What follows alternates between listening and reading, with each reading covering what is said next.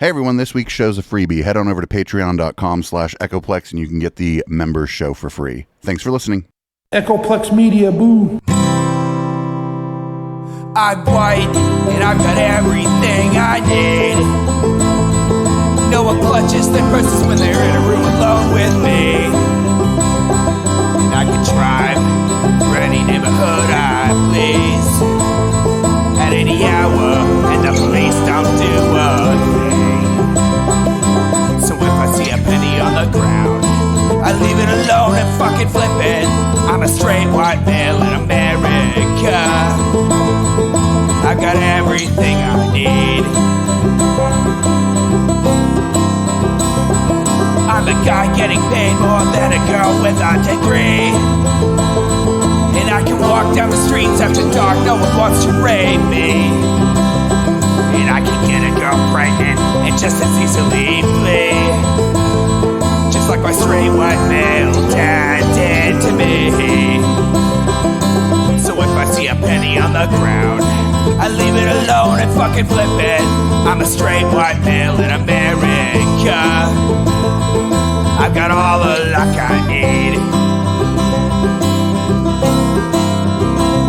I've got a pile of broken mirrors and I'm walking under ladders and I'm spilling tons of salt, but to me that doesn't matter, cause my skin and my gender and my orientation are the best things to have if you live in this nation. I recommend it highly.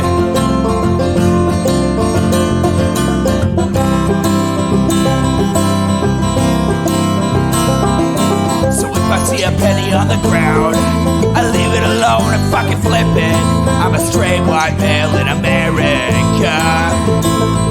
I've got all the luck I need. Shit's gonna work out for me, cause I'm a straight white male in America. I've got all the luck I need. Hey, welcome to the Intellectual Dollar Tree. We do the show live every Wednesday on Twitch.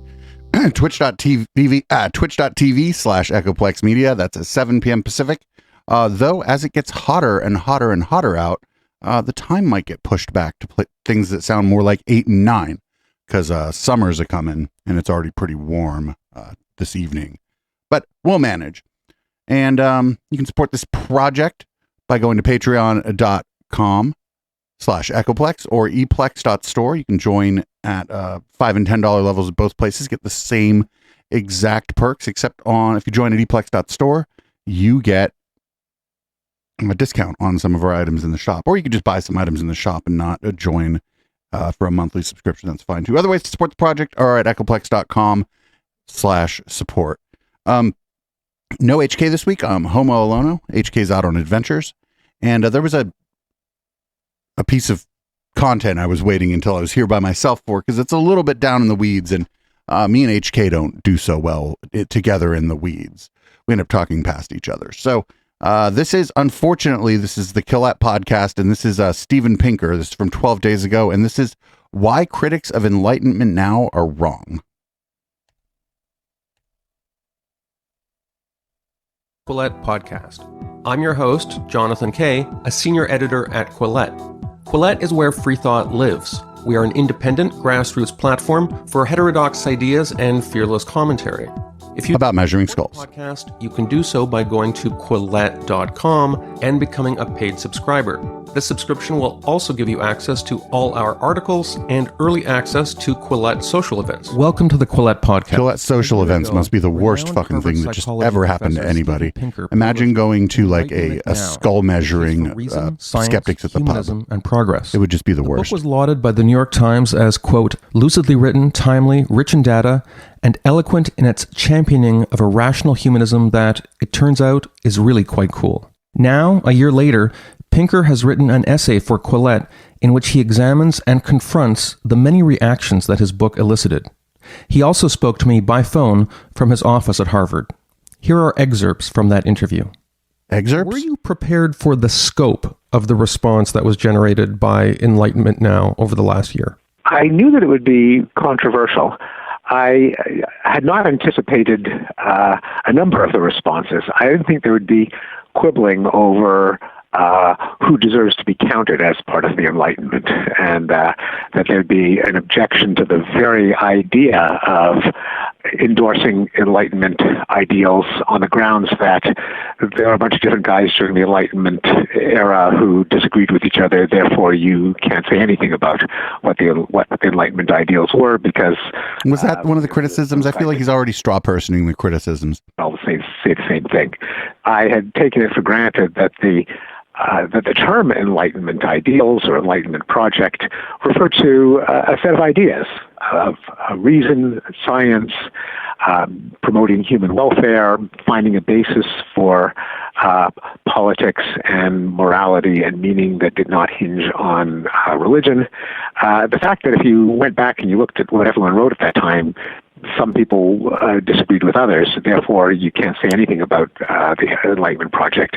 It didn't occur to me that that people get hung up on that, which they did. Some did. Wait, I don't think that was like, I mean, I don't think anybody made that critique that just because some people like contemporaneously didn't agree necessarily 100% with each other, that you can't talk at all about the Enlightenment. That's really dumb. I don't think anybody said that, or if somebody did say that, he's like choosing that particular criticism to address. Are some figures you discuss, both in your book and also in this article that you've written for Quillette about the response to the book, that do have a genuinely ambiguous relationship with the Enlightenment. And one of them is Rousseau, who you quote one writer as calling him, if I remember correctly, the cuckoo bird in the Enlightenment cabinet. Did you have to wrestle with how you were going to include certain figures in the book? I didn't. I excluded Rousseau, not because I was interested in gerrymandering the definition of enlightenment, but just because my goal was to defend reason, science, and humanism. Each one. Right, but the Enlightenment, like humanism humanism as we know it today came so long after what we call the Enlightenment. Like this is stupid. The Enlightenment it happened a long time ago. One of them those topics got a big chapter. I used Enlightenment as a rubric for those, together with progress. And yeah, I didn't count Rousseau. And to those who would say, well, aren't you committing the no true Scotsman fallacy, that is saying on the basis of the actual ideas that I'm not going to count him as part of the Enlightenment? Well, yeah, that's kind of what I was doing, because I don't care about the word Enlightenment. I care about reason, science, humanism, and progress. If you don't like the word Enlightenment, then we'll use another word. We'll call it secular humanism. You called your book Enlightenment Now. We'll call it liberalism. We'll call it the open society. I don't really care about the term Enlightenment because, other than that, it conveyed the idea more economically than any of the alternatives. But it's not as if it was a cult or a creed or a club with an official doctrine. It's a term that has a understood meaning, and that's the sense in which I was using it. There is no technical definition, and I considered it a waste of time, really, to quibble over who really gets to count as part of the Enlightenment. It's not like the Nicene Creed in Christianity, where there's a set of tenets that you have to believe in if you're a true Christian. That's just not what the Enlightenment was. That said, people love to argue about who were the 5 greatest Roman emperors or the greatest the greatest scientists. Yes. Did you not predict that there was going to be some sensitivity about the way you would treat certain thinkers? I didn't think that would be as big a deal as it turned out to be. Perhaps because I understood and said that, look... Just so everybody understands, the Enlightenment, we're talking about the late 1600s through the very early 1800s. This is a time, and we're talking about Europe, by the way. These people are all very Eurocentric in the way they look at history and just sort of philosophy or just the world. And so there was like a pretty massive slave trade going on. The eugenics movement was just getting started towards the end of the Enlightenment. Well, the eugenics movement as we know it, like there was always ideas of eugenics, but like it was starting to become popular in science during this time. This wasn't like a time of secular humanism. This was just a time where people were questioning religion as like the thing that should dominate like politics and government. That's all it was. He's just piling a bunch of his own bullshit onto it, things that he thinks an enlightened person would believe, and that's fine. But that doesn't mean you're talking about the period of time of the Enlightenment. This isn't a creed. It isn't a club. It isn't a period of time with opening and closing ceremonies. It's a fuzzy concept, as most concepts are, but it has a well-understood meaning that when Barack Obama refers to the ideals of the Enlightenment, he didn't particularly care about, well, are people going to misunderstand him as referring to Rousseau? He had a meaning in mind. He anticipated that his audience would understand it in a particular way. I think they did. And that's the same way in which I used it. I was totally aware that, not every one of the philosophes and Lumiere who wrote in the second half of the 18th century all agreed with each other. They weren't promoting a single doctrine that I was referring to, but there is a clustering. There are common threads across the writings of many of them. Rousseau would be an outlier in this space of ideas and concepts. I'm not embarrassed about the fact that I would exclude Rousseau. I don't think this is a fallacy because it's not the term Enlightenment that I care about in the first place. It's the ideals of reason, science. But again, you named your book Enlightenment now. I don't care about the term. I just used it. Did you just use it as like fucking literary clickbait? Humanism in Progress. In the piece that you wrote for Quillette, which is now on our site, you do engage quite closely with someone who is sort of like an anti-Enlightenment figure in the form of Nietzsche. Could you describe the feedback you got on your treatment of Nietzsche? Because yes. It sounds like it evoked a strangely powerful response among many readers. Yeah, I'm always surprised at what parts of my book get the biggest rise out of readers. And my somewhat irreverent treatment of Friedrich Nietzsche was certainly one of them for this book. I mentioned him in a chapter on humanism, largely because you can only understand a concept when you know what it is not. And that's just a good way of explaining what you mean. And there's a danger in endorsing humanism, that is, the moral system that prioritizes human well-being as the ultimate good. And a natural response would be, well, why do you even have to give that a name? Isn't that obvious? Doesn't everyone believe that? And the answer is no, not everyone believes it.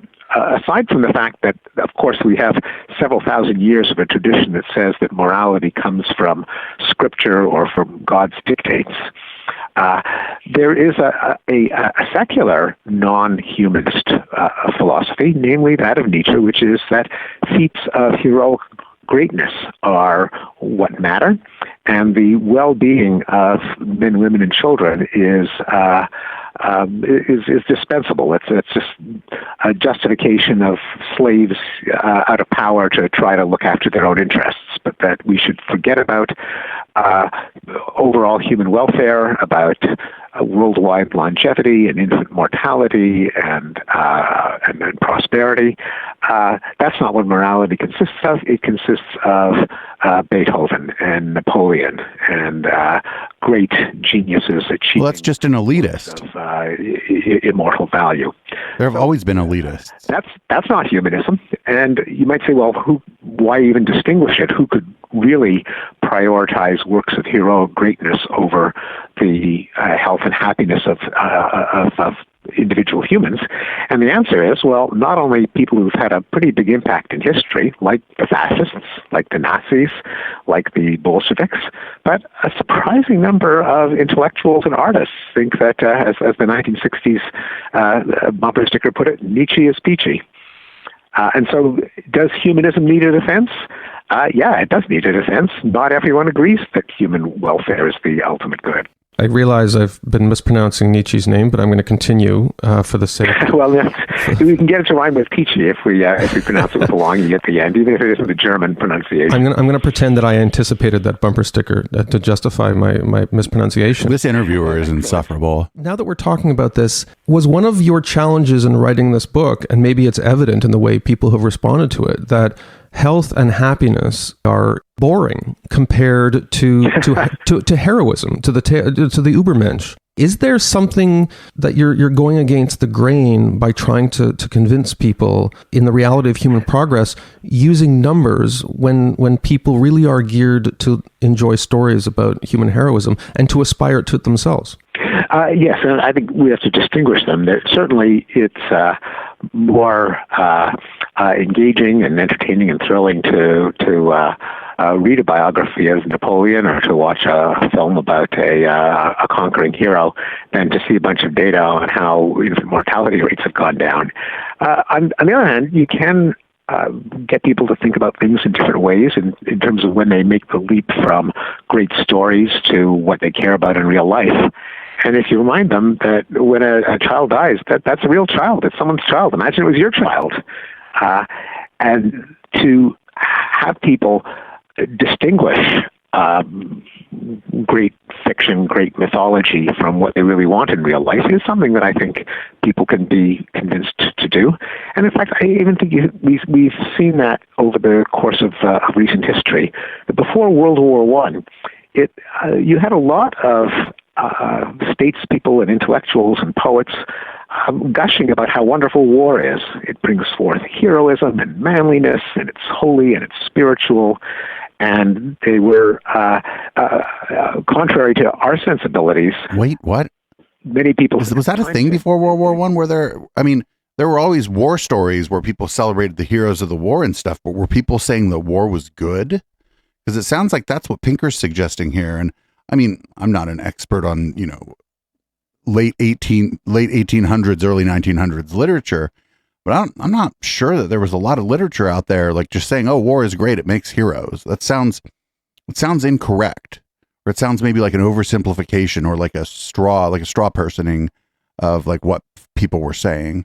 But also World War I was fucking horrific. And if anybody thought that war was heroic or noble or whatever, World War I would have disabused them of that notion for sure. It could be nothing more immoral than peace, because peace was decadent and people would become selfish and lazy and effeminate. They would live in bovine content, as someone at the time put it. Well, until World War I happened, and then you just saw the massive carnage. A generation of young men wiped out, and people started to have second thoughts that maybe this image, this stereotype of the hero courageously meeting death. Well, when it comes to your 18-year-old son getting machine gunned to bits for no discernible purpose, well, maybe you should rethink whether hero stories are our best guide to how we should live our lives. So there can be a shift, even though I agree with you. Certainly, hero story. There is a part of us that responds to the image of the hero, but we can rethink what that actually means in people's lives. In your piece that you wrote for Quillette, and certainly in your book, you use a lot of graphs. And I think at one point you mentioned there were 75 graphs in your book. Could you comment a little bit on how effective that sort of thing is in communicating the sheer magnitude of the improvements in people's lives? Well, I've long been partial to graphs. Part of it is my own research. The graphs are real good if you want to misrepresent data, because it just like, how are you going to zoom on the x-axis? How are you going to zoom on the y-axis? Basically, how are you going to zoom in on the graph? If I wanted to push a narrative with numbers, I would use a lot of graphs, because you could just an example is if somebody wants to be like, oh, look, this stock is diving. And I'm using a stock example because that's like the most common graph I've been seeing lately, mostly because of Anheuser-Busch. Well, you zoom all the way in on the x-axis. So like the bottom of the x-axis is like 22 and the top of the x-axis is 25.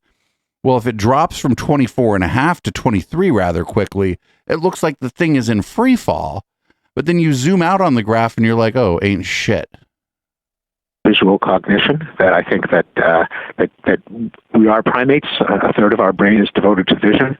And if you can appreciate... Oh, it's a third of our brain devoted to vision? What does that mean? Like, how do you quantify that a third of your brain is devoted to vision? Looking at a line, it can be more compelling than a bunch of words. And that was one of the reasons why I decided to have those graphs, partly as in my own autobiography. I was astonished when I saw the first graphs of what I now consider a big story of human progress, when I saw that rates of homicide had plummeted since the Middle Ages in Europe. So contemporary Englishman has about a 35th the chance of being murdered compared to his medieval ancestors. And I first saw that in a graph where the cluster of dots just swooped downward, and it just it jumped off the page. I thought, wow, I never realized that. There was one critique of your book. I don't remember the... Do we have accurate murder rate? Do we have accurate numbers on the murder rate from like the Middle Ages or medieval time? Like, how do you determine what the murder rate was? Like that long ago. I feel like that's a difficult thing to do. I feel like you're relying on like anecdote and literature if you're going to try to determine what the murder rate was from back then. I'm not sure anybody was keeping detailed records, especially of like the poor, of the underclass. New York Times article, but the gist of it was Steven Pinker is so obsessed with numbers, he forgets the value of a single human life. The critique was basically that you're a sort of bureaucrat of progress who is letting the real pain that individuals suffer from all sorts of things escape you. What can you say to something like that? That surprised me, and there is a common intuition among scientists and effective altruists and data-oriented people that many of our intellectuals and pundits and journalists and commentators are innumerate. Okay, just can't think in numbers.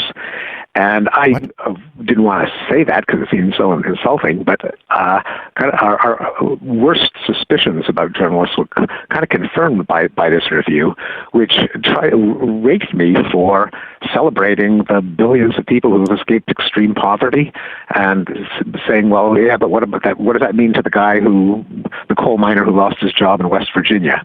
Now, obviously should care about everyone, including the coal miner who lost. Oh, he also does this thing, and I think it's Enlightenment Now, where this is a famous thing that Fox News would do. They'd be like, oh, well, the people think they're poor, but they have a refrigerator, or people think they're poor, but they have a big screen TV.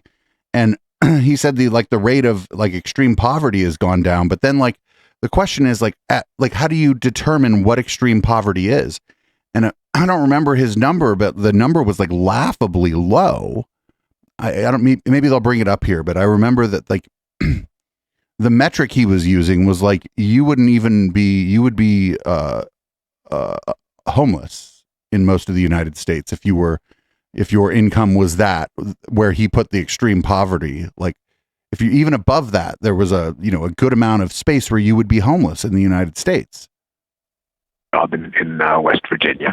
But numbers are, I argue, the morally enlightened way of appreciating the human condition, because they treat all lives as equal. They don't privilege the pretty ones, the most photogenic, or the members of our own tribe. Even if there was a trade-off where there were several tens of thousands of American workers who were displaced, but a billion people don't see their children die, don't starve to death, don't choke on cooking smoke, can afford to send their kids to school, we've got to say, if we're adopting policies that a billion people with a huge change in their lives are genuinely more important than if you tens of thousands of people have to find a new job. Now, that isn't callous towards those people, but life involves trade-offs. Policies involve trade-offs. It's like a weird it's like a weird version of the trolley problem that's like detached from reality, where there's no trolley and there's no real people. Somebody in chat here said that the poverty line that he used, and I think that sounds right, was like $1.90 a day. And it's like, yeah, I guess you lifted a bunch of people above extreme poverty, but like, if you live in the United States, Europe, if you live anywhere, actually, I'm not sure that getting up above $1.90 a day means that you're not still in extreme poverty. Man. Could care about a billion people as opposed to 10,000 people, and moreover, people who are living or dying as opposed to people who are having to find new jobs. So numbers matter, and I was surprised to find that someone could get outraged by a view of the world that was based in numbers. Could it be said that criticisms such as that constitute a misdirected form of objection to moral utilitarianism? The idea, we're all familiar with, for instance, I believe it's called the trolley problem, where you can sacrifice one identifiable person, but you can save many others whose names we don't know. Many people do find something monstrous in... The trolley problem doesn't have anything to do with whether or not you can identify any of the people by name. I've never seen a trolley problem where there's a little arrow to the one person that the train's going to run over and be like, that's your friend Bob. I have never seen that where it's like this guy's like, the trolley problem is legitimately just numbers of people. If you don't take any action, it will kill, 5 people. But if you do take an action, you are deciding to kill one person. That's the trolley problem. I ain't never seen it at the trolley problem where any of them had names or any of them were your friend. He's wrong. Unless the trolley problem is based on some kind of old philosophical thing that I'm not aware of, which is possible. Utilitarian calculus when it comes to human lives. Is there some element of that in the objection that people throw at you when you give them numbers, and yet as journalists, they might be more familiar with names? I think that's right. And in fact, my colleague, Joshua Green, has done many studies on the psychology of utilitarian versus more deontological intuitions, including studying people's brain activity when they're reasoning through the trolley problem of whether it's okay to flip a switch that sends a trolley on a track that would kill 5 workers as opposed to killing one if it stayed on its current trajectory. Noting everyone's a utilitarian. Wait, that's the trolley problem is the opposite way, though. Because by doing nothing, you don't have to do anything, and you kill the least number of people. He has the trolley problem backward. In that scenario, the paradox being that if it involves something a little more premeditated, like throwing a fat man over a bridge to block the trolley, saving 5 men, then people's intuitions flip. What the fuck? Now you're throwing a fat dude off the bridge to break the trolley? What about the people on the trolley? Are there people on the trolley? They're going to be traumatized no matter how many people the trolley runs over. Become deontologists. I agree with you. I do think that is an intuition that's very strong. And I discuss in the humanism chapter whether humanism is just utilitarianism and if that's indeed an indictment of humanism. And I think there is a difference between our intuitions in dealing with our everyday life scenarios and what we ought to do when we're thinking in terms of policy, or thinking in terms of what should governments do, what should we do when we make charitable donations, what should we do when we want to benefit people. There are the intuitions that grow up in terms of our day-to-day interactions with our friends and family. Just can't be extrapolated. So somebody remind me never to watch one of these Killette interviews like late at night if I've had like 4 or 5 cocktails, because this background with the ocean and shit would probably make me throw up. The basis of policies that affect millions of people. And in the case of global development, it's not as if we're deliberately harming a certain number of people to benefit others in a kind of intuition that triggers the revulsion to utilitarian thinking, like grabbing someone with your bare hands and throwing them over a bridge. Why does he keep wanting to throw people off bridges, though? So it's not even as if that kind of revulsion enters into these decisions. And of course, we don't want to be callous to anyone, so it's not really a license to be indifferent to the plight of people who still are suffering. But we do have to think about policies in terms of how many people they affect and how they're affected. Your book, Enlightenment Now, was published a year ago. And I'm guessing that you finished up the final edits on it in 2017, just as Donald Trump was taking control of the White House. How much did the Donald Trump phenomenon and the associated populist phenomenon in other countries, how much did that shape your last efforts at writing the book? It did shape it. The Trumpocalypse, as I think of it, occurred about halfway through writing the book. And I did have to rethink certainly the overall tenor, because before Trump was elected, it was much easier to say that these processes that I was advocating were well underway and they had a kind of historical momentum, which I think they still do. But the Trump and the rise of authoritarian populists certainly show that that the Enlightenment project needs more of a push. And the Enlightenment project happened during like massive fucking slave trade. I can't fucking stress this enough. He either doesn't know what was going on during the Enlightenment, or he's like just kind of projecting his own what he thinks he wants to see in the world and calling that Enlightenment philosophy. Might have thought at the time that it was not already underway with a unstoppable momentum, that there were people standing athwart the Enlightenment shouting, "Stop, halt." And I did devote a little more space and time to trying to look forward and ask how likely are these aspects of progress to continue, because a lot of the Trump policies pushed back at them, such as nuclear proliferation, such as global cooperation, such as environmental regulation. And it made me curious as to where this, what seemed like a retrograde ideology, where did it come from? And what do you mean? It's always been there. What are you talking about? Where did it come from? It comes from people like you a lot of the time, dude. You fucking racing IQ weirdo. I then did connect Trumpism to counter-Enlightenment ideologies that had arisen in the 19th century. Now, it may sound a little fanciful to talk about the intellectual roots of Trumpism. It may even sound like an oxymoron. And in fact, one historian of ideas said, forget it, Trump is just pure id. There are no ideas behind it.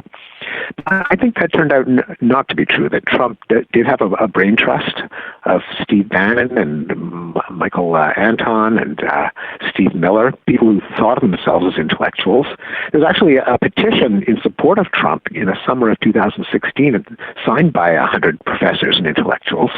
But that's just 100 professors and intellectuals. That's like nothing. It ain't shit. It's 100. Were absolutely rooted. Aren't there more than 100 professors at just a medium-sized university? Counter-Enlightenment thinking, not excluding Nietzsche, but a kind of heroism, nationalism, ethnocentrism, the idea that there's no such thing as an individual. There are just, everyone is a Frenchman or an Englishman or a German. Notice how he only picked like white people? Europeans specifically, is a mirage. There's zero-sum competition among nations, which are the same as ethnic groups. So these are ideas. I don't know how many of them, nations aren't the same as ethnic groups. We live in a multicultural world now. Reading probably zero, but there was a natural harmony between his intuitive way of thinking and this system of ideas. And I think that one way to interpret the revival of authoritarian populism is that it's the latest surge in this counter-Enlightenment mindset.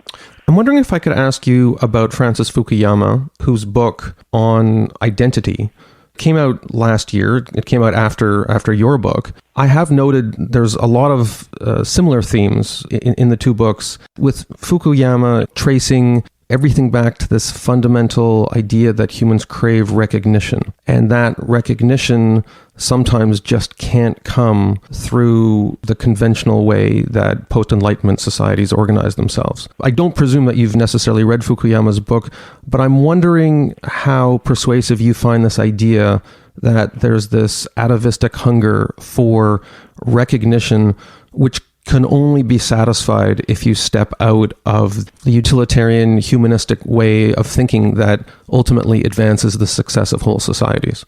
Well, yes, and Fukuyama is certainly relevant because his famous article on the end of history announced, many people thought prematurely, that the motives of political organization endorsed by Enlightenment thinkers, namely liberal democracy, had triumphed, and the end of history.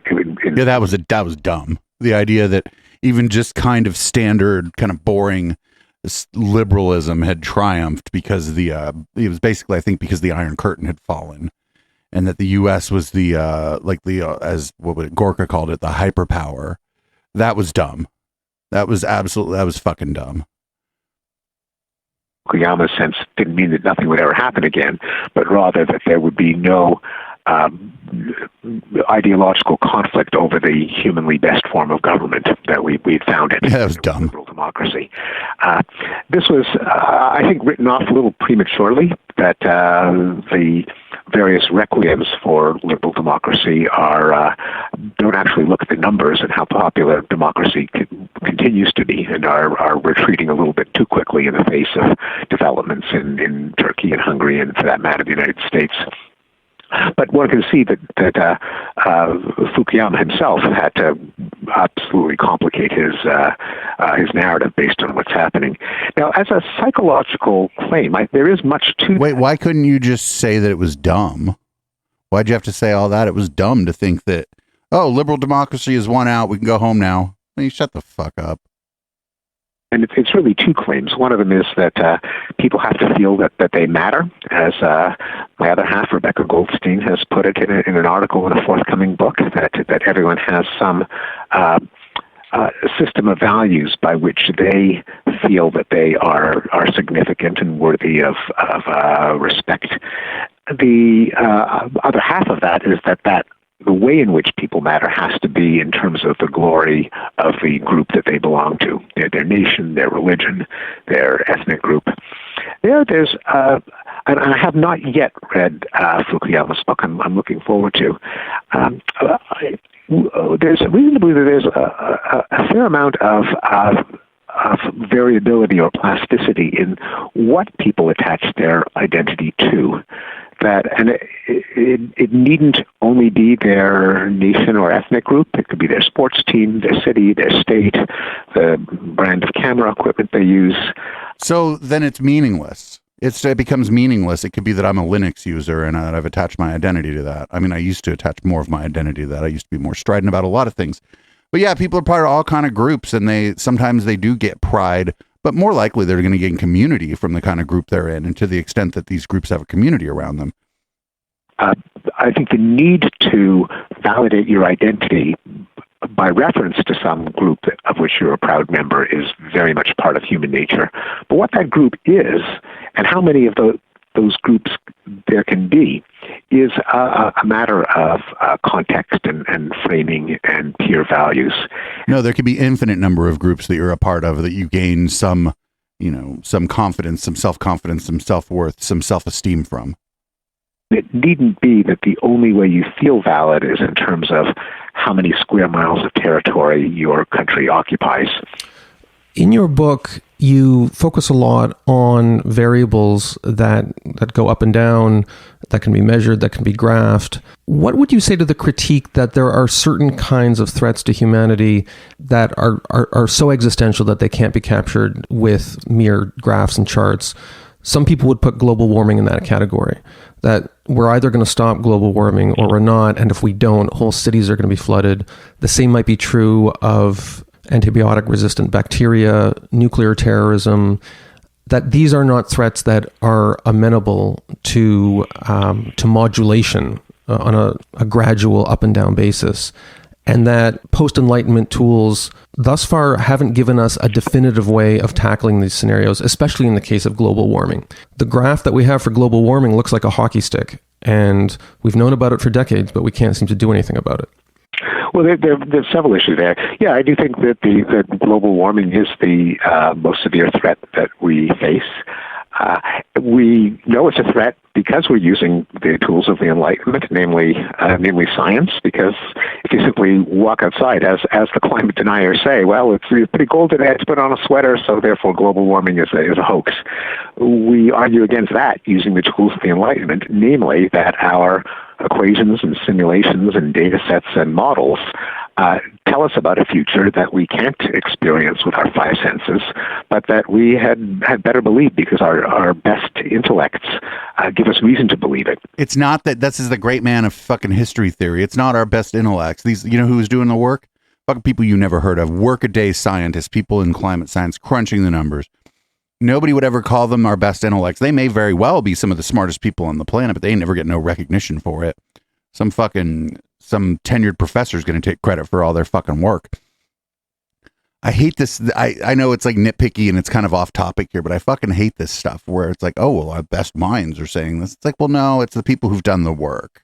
They don't necessarily have to be the most intelligent or whatever to the extent that we can measure that. It's the people who've done the work, shown their work, and presented their work for peer review, critique, and hopefully replication.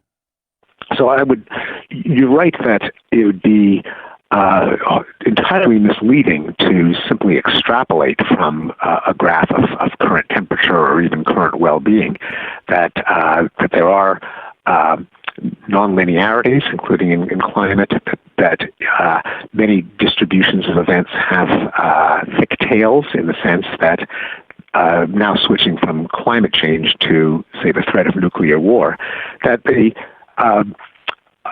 it is certainly true that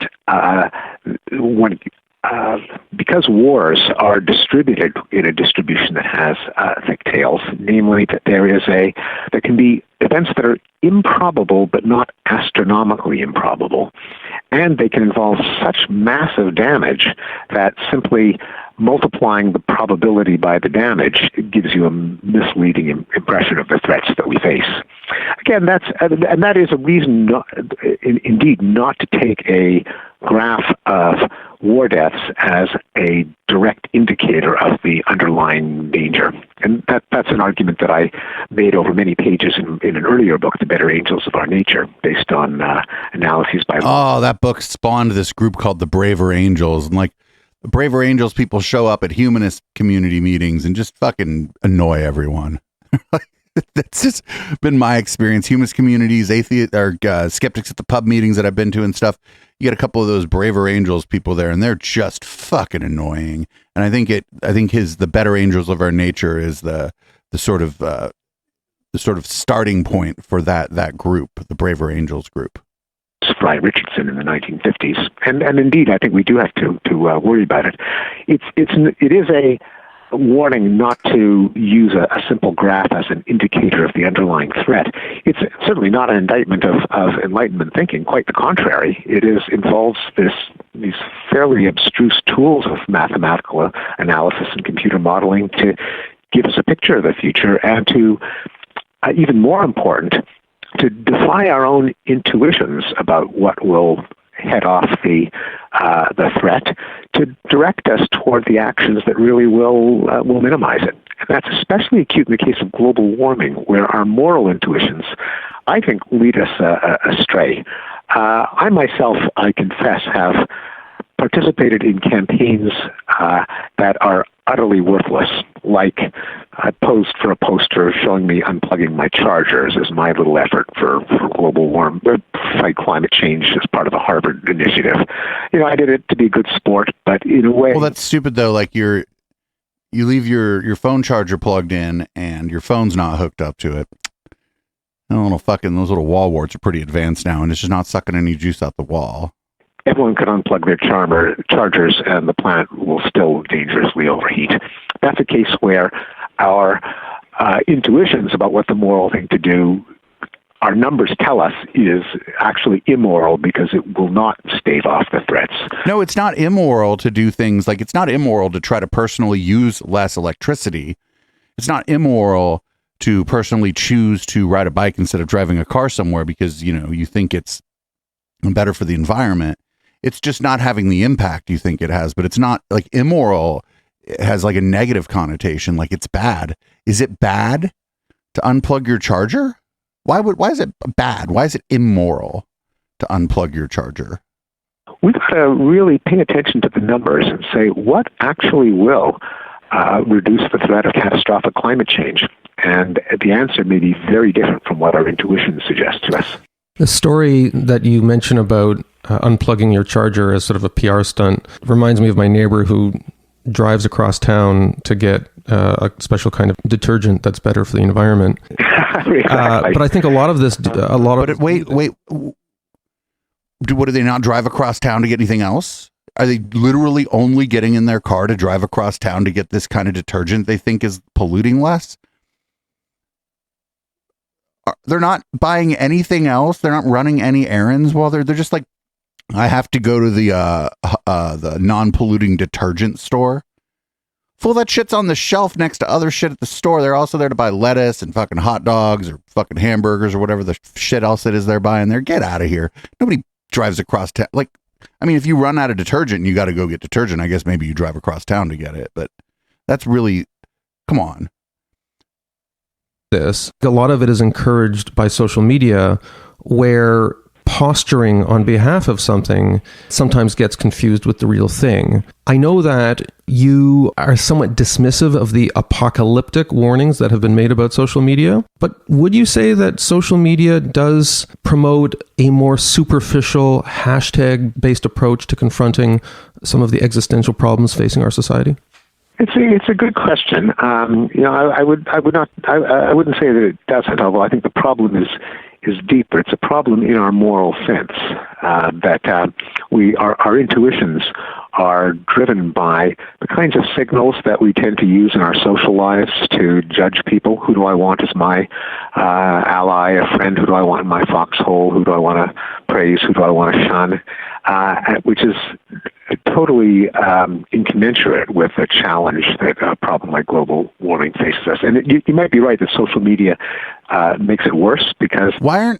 Okay, first of all, I'm not entirely convinced that the Jonathan Kay, the guy conducting the interview, isn't we'll call him a climate change skeptic. I'm not entirely convinced that he isn't, because I know Colette has published articles that are telling people that climate change isn't real, or that it's not as bad as people think it is, or that we can't do anything about it. But also what I'm noticing here is that they're like, oh, well, the solution to it isn't what you'd think. And then they don't tell you like what, in their opinion, the solution is. I mean, my opinion is it's going to take decisive and what some people might call authoritarian action by the governments of the world. There are public acts that can be broadcasted. But the campaign that I volunteered for involved posters plastered around campus. So the dynamic might be worsened by social media, but it's not primarily one of social media. It's really one of an incommensurability between our moral intuitions and the challenge facing us. And it's also very much a question of our moral and political tribalism, that we have certain intuitions or certain convictions based on whether we consider ourselves green, whether we consider ourselves libertarian, and some of the answers that are dictated by our membership in a political tribe are probably wrong in terms of what will actually effectively stave off climate change. Example being acts of conspicuous voluntary conservation, such as unplugging chargers. And is that really conspicuous, unplugging shit from the wall? You're at home. Nobody can see you except the other people who live there. What are you putting that shit on what are you videotaping that? Versus, say, endorsing nuclear power. Now, it just so happens that partly by way of historical accident, got associated with a kind of right-wing, non-green way of thinking, and is rejected, I argue, prematurely and irrationally by people who, if they are concerned about climate change, really should plug in the numbers and see what's going to get us to zero emissions most quickly. Well, I'm old enough to remember 3 Mile Island, and my sense was that Western civilization was just getting over fears of nuclear power generation when Fukushima hit. I do try to remind people that it is essentially a zero-emission fuel source. No, that's quite right. And if you're old enough to remember 3 Mile Island, you may have, I don't know if you ever saw the No Nukes concert. One person I spoke to blamed the Doobie Brothers and Bruce Springsteen and Bonnie Raitt for global warming because they turned, that benefit concert turned an entire generation away from nuclear power, which, given the fact that people want electricity, more and more people are going to want it, more and more people deserve to have it, it's much better for them to get it from nuclear than from coal.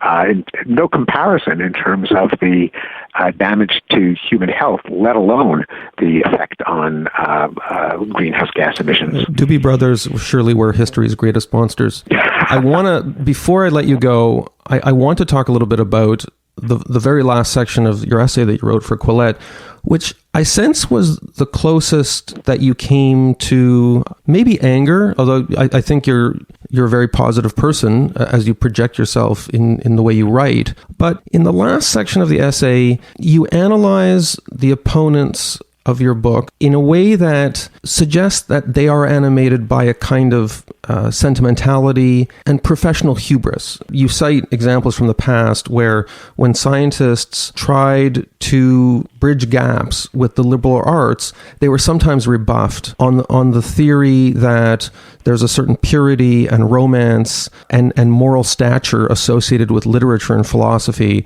that shouldn't be polluted with a scientific form of thinking. And I got the sense that you felt that the reaction to your book... What science comes from philosophy? Animated by that sort of peevishness. That's not the word you use, it's the word I'm using.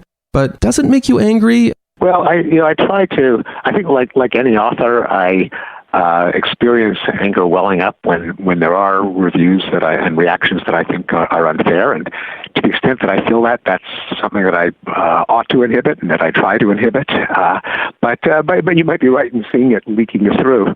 I hope it's more than that. In that, I hope it's also just a diagnosis of where some of the heat comes from on both sides. And in my professional life, I've wondered why I sometimes get attacked by the same people for what seem to be completely different positions. So just to be concrete, some people are up in arms over my argument in Better Angels of Our Nature, amplified in Enlightenment Now, that the world has improved, that violence has declined, that war has declined. So that offended some people. Then I wrote a book on writing, the sense of style, and that seemed to infuriate a number of people, some of the same people, when I suggested that not all rules of prescriptive correct grammar ought to be followed. Some of them are folklore and legends and grandmother's tales, and that a lot of the That's not like controversial. It's just arguing for the use of slang. Usage from people just doing their best to express themselves, and that a lot of these expert rules are nonsense. So why would those two very different positions tend to rile up the same people? So I was because that's the same people. They think you're an idiot. They think you're like all. I don't know, all hair and no cattle? It's like all hat and no cattle. Yeah, the same people are generally going to criticize you for the things that you write and the things that you say because they're critics of yours. I hope it wasn't just my own peeve that led me to ask the question, is there some common denominator? Maybe it's that I'm just maybe I'm a charlatan, maybe my scholarship is meretricious, and that's the common denominator. Maybe I'm not the one to judge. I think there is something else. And the something else that I think there is there is an enormous amount of resentment from some cultural critics, humanities scholars, literary lions, over what they see as the intrusion of science into their sacred realm. What? And I did mention... But this guy's a linguist. Like, the dude's a linguist. What do you mean the intrusion of... the dude's a linguist. ferocious backlash that C.P. Snow got when he published The Two Cultures in the early 1960s, where F.R. Leavis, one of the literary lions of the day, wrote a reply that was so venomous that the Spectator was nervous about publishing it, and they asked Snow to indemnify him against pressing a libel suit. That's how vicious it was. And around the same time, an American literary critic, Dwight MacDonald, wrote an attack on Webster's Third International Dictionary. Now, why would a dictionary get a literary critic so up in arms? Well, this was the first dictionary that claimed to be based on scientific principles, on computerized data sets of real usage, of theories in linguistics, and he blew a stack. This was just an unacceptable outrage. So, putting aside whatever peevishness I felt, and I hope that wasn't the main motive, it was trying to put my finger on a current of reaction to certain classes of ideas that where I think the common denominator is scientists appearing to be like carpetbaggers by the defenders of the traditional territory of the humanities. And just to be clear, I don't think the peevishness came out in any explicit form. It was just me as an editor, perhaps detecting some undercurrents. To the extent it existed, I thought it was disguised very well. Okay, glad to hear that. Thank you so much for appearing on the Quillette podcast. And I'm sorry we did that, everybody. That was trash. But Steven Pinker is generally pretty boring. The thing that's really weird about him is that he's a linguist, and that's fine, whatever. There's nothing wrong with being a linguist. It's a perfectly fine academic endeavor. But then he's like always up there talking about, like, he's like pretending, he's like stealing a scientist lab coat a lot of the time when he's talking about these things. He's like, oh, the sciences. It's like, dude, you're not in the sciences. It's perfectly fine not to be in the sciences, but you're not the one to go out there and speak for the sciences. Also not for linguists either. I mean, God, the dude's just insufferable. I'm really sorry. The show usually goes long, but luckily enough, that was only 40 minutes long. So we are not going to do any more Steven Pinker this evening. That's it for the pod. The pod was short this week and the content sucked. It was boring. And so what we're going to do is we're going to make the patrons we're going to make the patrons version of tonight's show free for everybody. So I head on over to patreon.com/echoplex and you'll just see the word freebie and today's date. Today's the 26th of April. You'll be able to download the whole video if you're listening to this on the podcast and you get about an hour into it or whatever, and you can check out the post game. Post game's fun. I chop it up with the chat. Things are a little more loose. The lights are red. I'm drinking alcohol. We have some fun.